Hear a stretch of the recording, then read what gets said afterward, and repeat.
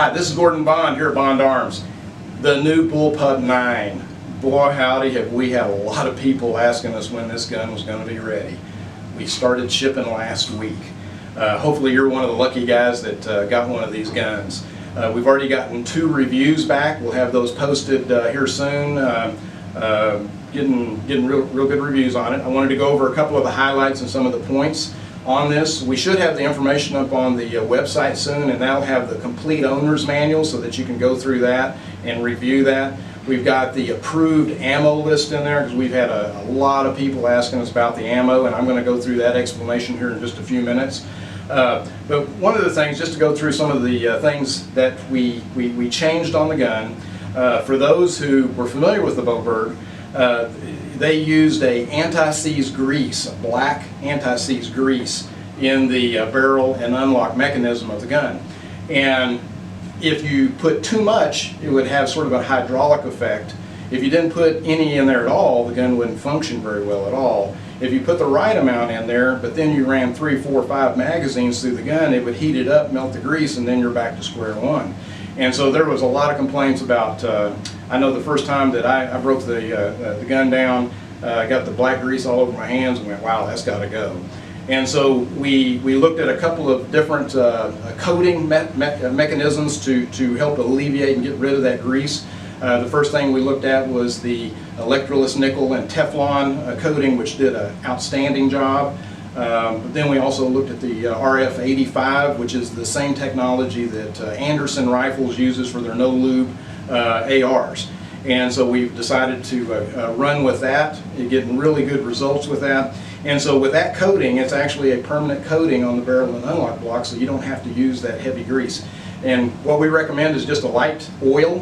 Whatever you're oiling with the other mechanisms, you can use that in there. If you go through a lot of magazines and it starts sticking a little bit, it's just because the barrel's getting hot and you're having some expansion, so a little bit more oil, and you should be good to go with that. So anyway, some of the other thing, that was the main big thing that we did, and we saw that that just made the gun function so much better. One of the things that they told us when we were going through the buyout on the company, they kept on mentioning a break-in period. And finally I said, well, what's your break-in period? Because, you know, most guns, you know, maybe 50, 100 rounds is a good break-in period. Well, they were recommended 400 to 500 rounds to break the gun in. And I was going, wow, that's crazy. And so we found that when we did this coating, this slicker coating in there, the break-in period is, I mean, maybe 30 rounds, 50 rounds, 100 rounds. I mean, it's pretty well ready to go at that point. And so, and of course, we're wanting you guys' feedback on that as the guns get out there. Some of the, one of the other big improvements, they had a black plastic grip on a $1,300 gun. And, you know, I looked at that and I went, well, you know, if you're going to be just using this as a carry concealer, you're throwing in your pocket, you throw it in the car, you know, this is great. And we do have these available for those who want that kind of grip for the rough and tumble type situation. But us being Bond Arms, we love rosewood, beautiful grips, and hopefully you will too. They came out very well. Now, the plastic grips, and we have some G10 grips here I'll show you, but these are a little bit more rounded out to really help with the grip and the control, and everybody that puts it in their hand just says, wow, that really feels good. So we're also wanting feedback on that also. And just to show you the G10, just to show you a couple of examples here. Here's one that's sort of a rosewood color, but that's a G10. It's flatter.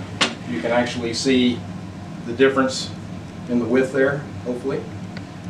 And so we're going to have these available, and we're also going to have a distressed military green. This is the darker version versus the lighter version, and we're going to give you guys feedback on that, which one you like. I think a lot of people are going more towards the darker color here. So anyway, let us know, because we want your feedback on that. So anyway, the coating, just to show you the internals, this is very different from most semi-automatics that you've seen out there. The first thing that's really unusual is look at that recoil spring. That is a little bitty tiny recoil spring. And so, but that's what the gun uses. And that's one reason why when you rack the slide, it's so much lighter than your normal semi-automatics. Now the other thing is, this has a locking breech, and let me see if I can get a little closer here so you can see this. It has a rotating barrel, and so the first quarter inch of movement here, the barrel is locked in place, and then it rotates and unlocks, and that way you're gaining full pressure. You know, when the gun's fired, the bullet's out the barrel before it finally hits that point and rotates and then moves, and so very smooth. That big lump of grease that they used to have in the gun used to go right in there and made the biggest mess you've ever seen. So we've taken all of that out.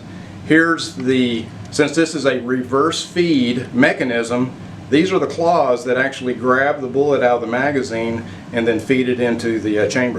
There is no ramp on the barrel, which is very unusual for most people when they see that for the first time.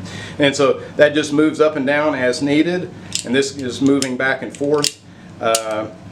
And just to show you how this works again. So here's the unlock block in the barrel, and basically you just grab it, slide that out. The grease before would go in there and in here, and then you just turn it up like this to pull the barrel out.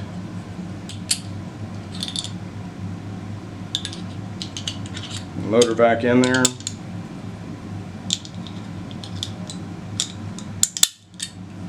And you're ready to go. So anyway, and to put it back together, you just turn it in that direction, you put in the recoil spring, you put it on upside down, that way the spring stays in place here because you want to make sure this is pushed down. And so you just slide it through and put it in position. You can see where the locking is there. If you want to do a manual lock, you can do it like this at a 6 o'clock position, and that'll hold it open for you. And then put it in that position, and you're ready to go. Now, one of the things that I want to show that's a very important thing is a lot of people, when they rack a slide, this one's a very light slide, and some people don't put a lot of force behind it. And if you pull it back this far, you feel like there's a stop right there. But actually, and I'm going to get a light in here, there's a ramp right down. See if we can catch that.